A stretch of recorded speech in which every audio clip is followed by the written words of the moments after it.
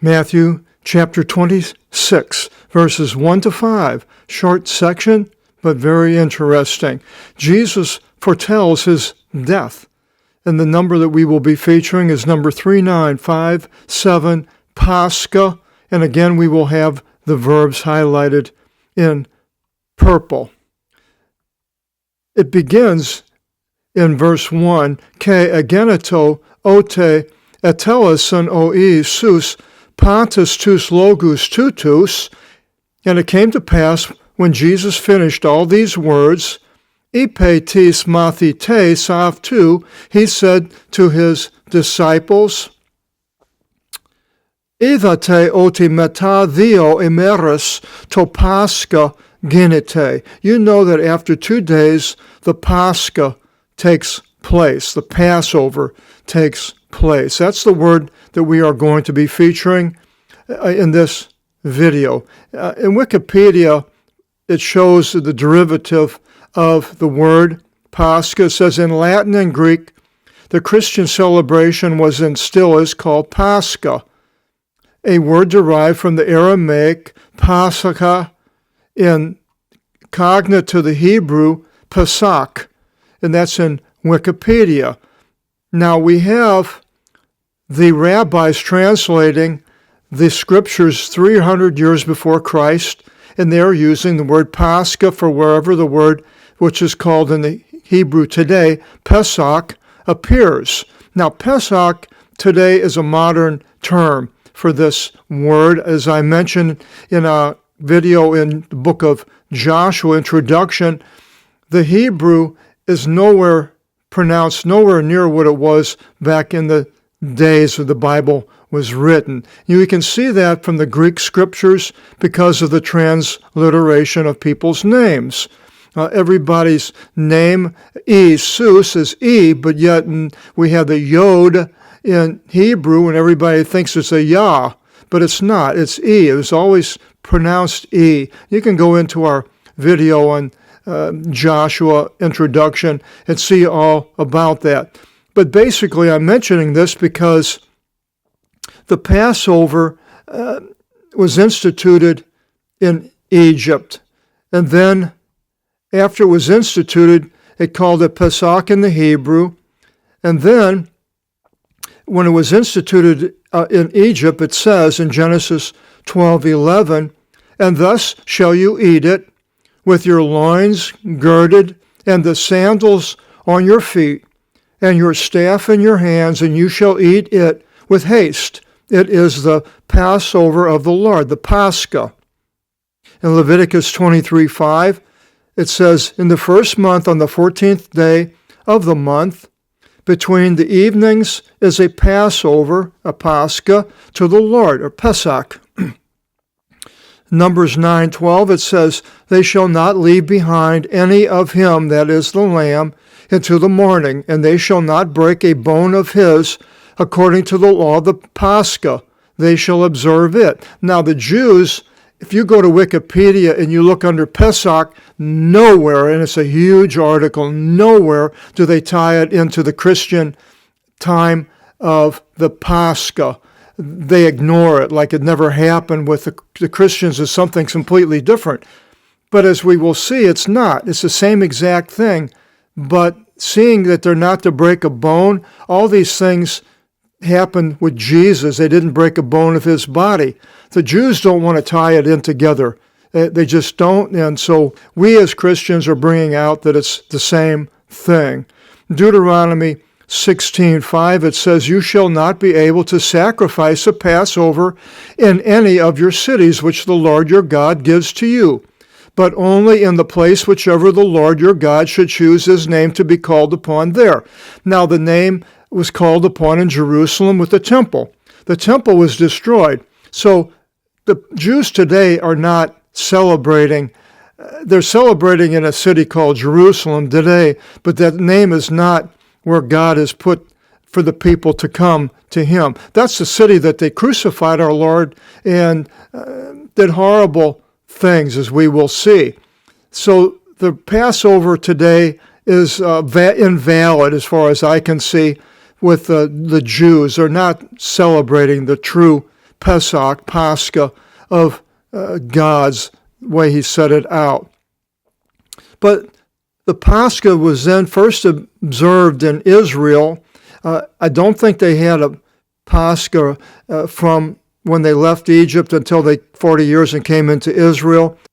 And it mentions that in Joshua 5, verses 10 and 11, where Joshua is in Israel and they ate from the grain of the land. But then it was abandoned for many years until the time of the king Josiah, which was sort of in the middle of all the kings. It says in 2 Kings 23:23, "For there did not take place according to this Passover from the days of the judges that judged Israel, and in all the days of the kings of Israel and of the kings of Judah."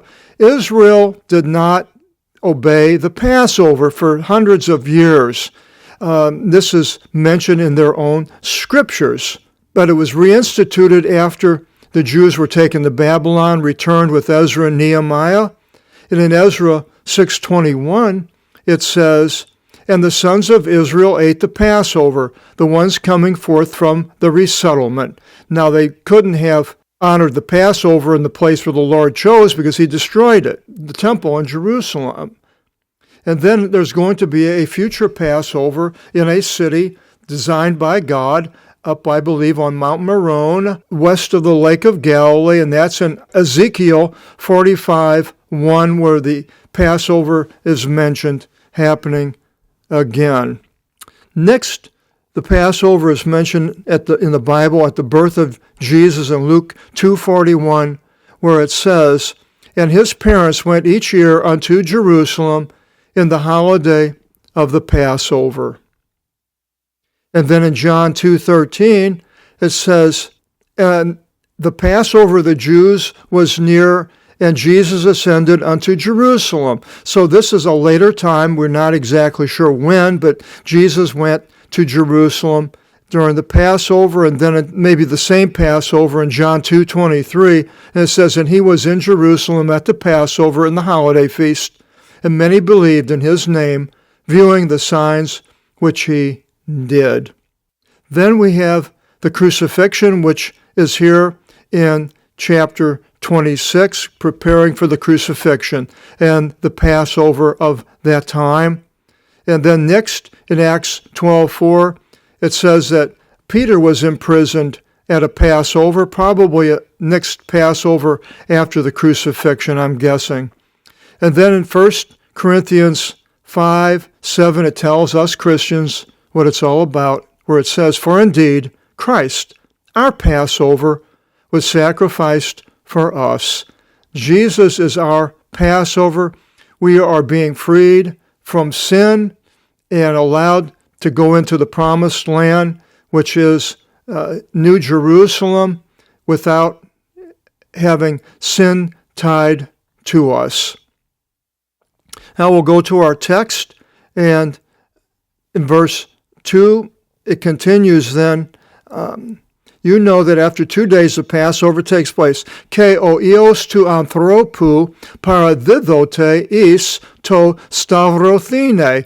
And the Son of Man is delivered up for crucifying. And this is what he's saying to them. They don't understand it, as we find out. But later we find out that the scribes and the Pharisees understood fully what he was saying, because they asked Pilate to put a guard in front of the tomb, and Pilate said, "You have your own custodial guard, you do it." And so they knew what he's talking about. And then in verse 3 it says, "Tote synekthesan e archiaris," and then gathered together the chief priests. And we know in other places that was Annas and Caiaphas were the two chief priests for the crucifying, for the stavrothine. And then in verse 3, and it continues, "Ke e grammatis, ke e presbyteri tu leu." And the scribes and the elders of the people, so all the people from Israel, istin avlin tu archeoreos, into the courtyard of the chief priests to legomenu Caiapha, being called Caiaphas, and we know another place that he had a relative, Annas, who was also a chief priest. In verse 4, Ke sina vulev santo, ina ton isun kratisosi, and they were advising, or they advised in the past tense, that they should seize Jesus. Tholo, by treachery. This word 1388, tholo, is used in many places, and it gives a different English word for him. It's also used as guile. Jesus said to Thomas, he was a man who had no guile, cunning, or deceit. So these three words and treachery are all used in the Apostolic Bible for number 1388. In 1 Peter 2:1, Peter says, having put aside then all evil and all treachery and hypocrisies and envies and evil speaking. So this is what we are not to do, but these people, by treachery, wanted to kill Jesus. I believe if he was there, he'd do it again today. In verse 5, Elegon they, but they said, me in tiorti, not during the holiday, ina me thorivos genite ento leo, not during the holiday, that a tumult should not take place among the people. But it didn't work the way they wanted. It did happen during Pascha. It was a tumult of the people, and the whole world changed.